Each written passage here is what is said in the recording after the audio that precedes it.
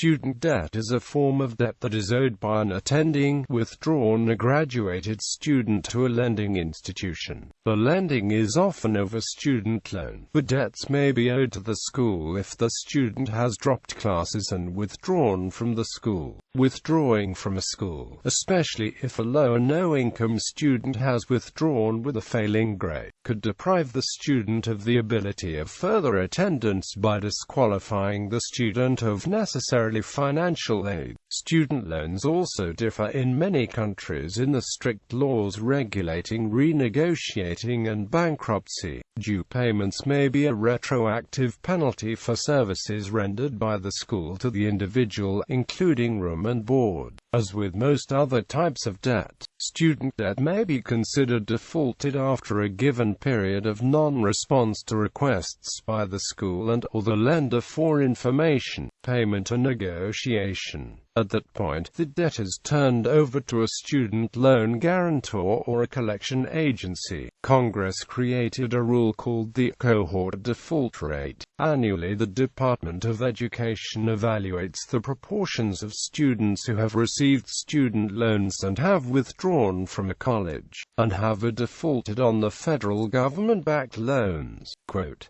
"If the non-payment rate is too high, the college will be refused the privilege of having government financial aid available to the students," according to Adam Looney and Constantine Yanis with the Brookings Papers on Economic Activity. In 2011, borrowers at for-profit and two-year institutions represented almost half of student loan borrowers leaving school and starting to repay loans, and accounted for 70% of student loan defaults. Quote, "This rule was an instantaneous achievement. There were more than 1,500 for-profit colleges were pushed out of the system. Colleges have to change their funding habits to get in line with the government guidelines. Many colleges are continuously forced to lower the non-payment rates down." Quote, "The number of defaulters has not changed, it is just the way the government tracks them. With the assistance of the debt collective, thousands of students have been afforded debt relief through defense to repayment."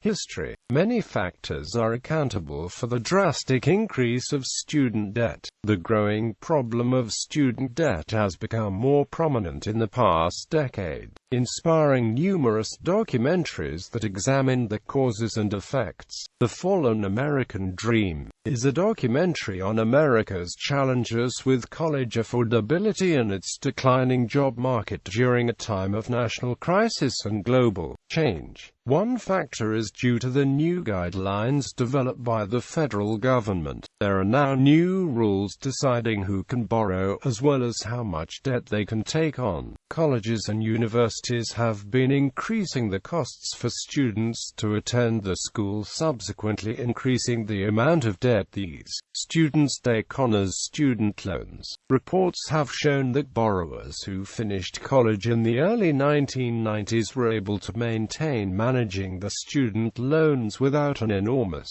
burden. The average debt has increased 58% since over the past 7 years. It has risen from $17,233 in 2005 to $27,253 in the United States. Some blame the economy for the debt increases, but in the same 7-year period, credit card debt and auto debt have decreased. According to the student debt crisis, within the past 3 decades, the cost of attaining a college degree has drastically increased by more than 1,000%. If student debt had stayed constant with inflation since 1992, graduates would not be facing such burdens by student loans. Statistics.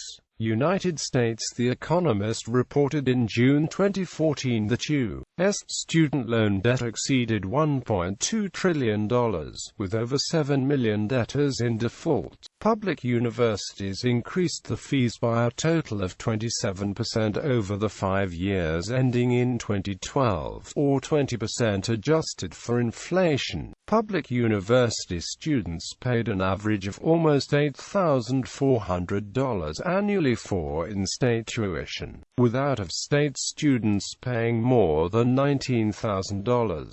For 2 decades ending in 2012, college costs rose 1.6% more than inflation each year. Government funding per student fell 27% between 2007 and 2012. Student enrollments rose from 15.2 million in 1999 to 20.4 million in 2011, but fell 2% in 2012. Bloomberg reported in July 2014 that the biggest growth in the program came in the past decade, as student debt rose an average of 14% a year, to $966 billion in 2012 from $364 billion in 2004, according to New York Fed data. There were around 37 million student loan borrowers with outstanding student loans in 2013. According to the Federal Reserve Bank of New York, outstanding student loan debt in the United States lies between $902 billion and $1 trillion, with around $864 billion in federal student loan debt. As of Q1 in 2012, the average student loan balance for all age groups is $24,301. About 1/4 of borrowers owe more than $28,000, 10% of borrowers owe more than $54,000, 3% owe more than $100,000, and less than 1%, or 167,000 people, owe more than $200,000.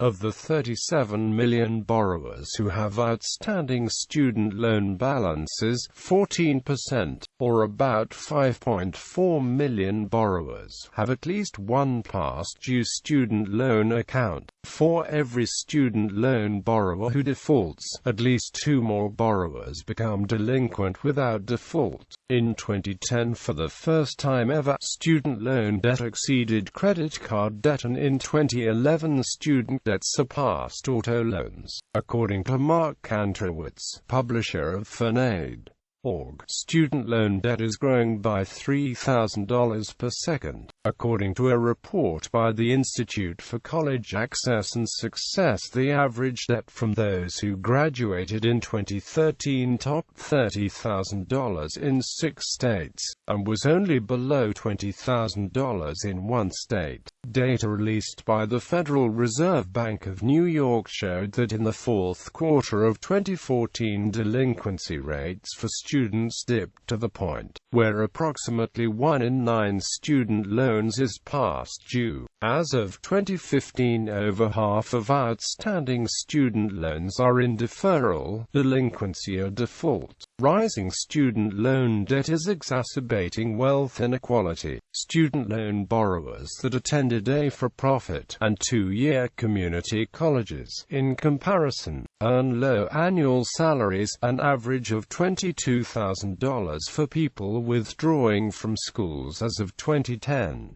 This means that these people have troubles paying back the loans. The new evidence is reliable with the previous data. For example, the statistics presenting that default rates are essentially lower within the demographic of borrowers with large loans than within borrowers with small loans. However, the new evidence, which goes back 20 years, shows how much the scenery of borrowing has changed. Currently, most borrowers are older and attended a for-profit or 2-year community college. About 10 years ago, the standard borrower was an established student at a 4-year university. In recent years, tuition has been rising due to the cuts of government funding in education. As an example, more specifically, the University of Pittsburgh has had an increase in tuition of 3.9% for the academic school year of 2014-15. In recent weeks, the U.S. Department of Education ranked Pitt as the most expensive public university for tuition and fees, just ahead of Penn State University, which this past year totaled $16,240 in the Arts and Science School. In 2005, the difference in median annual income between those with a bachelor's degree versus those with a high school diploma was $16,638.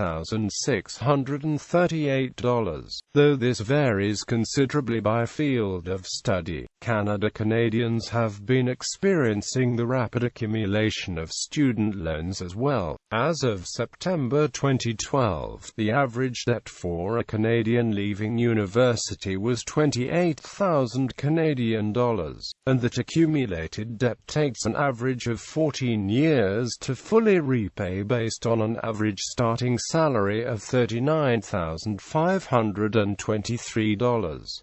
As a nation, Canadians have accumulated more than $15 billion of student loan debt, while Canadians continue to fight to protect the tuition rates from further skyrocketing.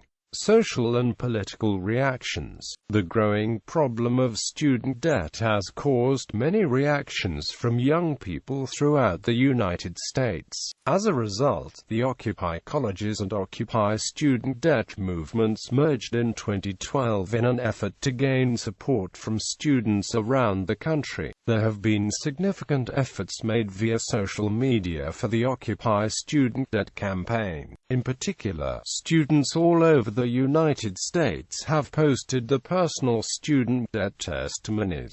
Since last October, Occupy Student Debt has provided a platform for over 800 students to share the horror stories. Because of this, other organizations such as Rebuild the Dream, Education Trust, and the Young Invincibles have joined in the effort and started similar platforms. The Occupy College movement itself has staged over 10 direct actions. They have also gathered over 31,000 signatures on the White House's petition site, We the People. As a result, President Obama announced the Pay-As-You-Earn initiative, another petition titled Support the Student Loan Forgiveness Act of 2012 on MoveOn.org, which seeks similar relief for student borrowers, has gotten over 1 million signatures. H.R. 4170, the Student Loan Forgiveness Act of 2012, would give relief to borrowers with both federal and private student loans. H.R. 4170 also includes the 10-to-10 programs, which allows borrowers to pay 10% of the discretionary income for 10 years with the remaining balance forgiven afterwards. In April 2012, student loan debt reached $1 trillion. Severity of the student debt burden represents such a threat to the middle class that some have demanded a general bailout. Anthropologist David Graeber, author of Debt: The First 5,000 Years, argues that student debt is destroying the imagination of youth. If there's a way of a society committing mass suicide, what better way than to take all the youngest, most energetic, creative, joyous people in your society and saddle them with like $50,000 of debt so they have to be slaves? There goes your music. There goes your culture. There goes everything new that would pop out. And in a way, this is what's happened to our society. We're a society that has lost any ability to incorporate the interesting, creative and eccentric people. In 2014, a Chilean activist, artist Francisco Tapia, known as Papas Fritas, burned $500 million worth of debt papers from Vina del Mar University, and displayed the ashes in a van as an art project. The university was being shut down due to financial irregularities.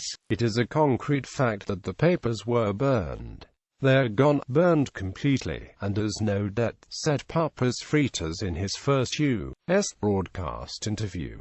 Since these papers don't exist anymore, there's no way to charge the students. On November 12, 2015, students organized rallies at more than 100 college campuses across the United States to protest crippling student loan debt and to advocate for tuition-free higher education at public colleges and universities. The demonstrations took place just days after fast food workers went on strike for a minimum wage of $15 an hour and union rights. In 2015, Central St. Martin's student Brooke Purvis announced that he would burn his student loan as a form of protest, raising awareness about student debt. It is argued the artwork addresses the subject matter of the materialism of money and brings to light the political issues of the UK student loan system.